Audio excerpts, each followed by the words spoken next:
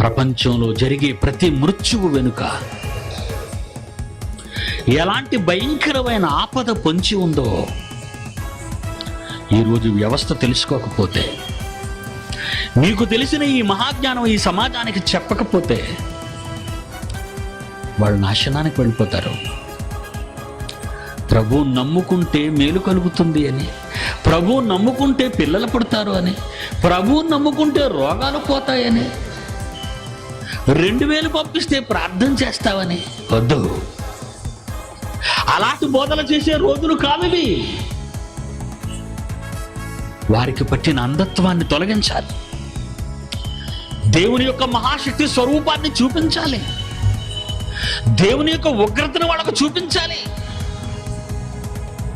ఆయన ప్రేమామయుడు, కరుణామయుడు, దయామయుడు అనుకుంటున్నావు నువ్వు. నాణెము ఒక పక్కే చూశావు, మరో పక్క ఆయన ఎవరో తెలుసా? దహించు అగ్ని, రోషము గల దేవుడు.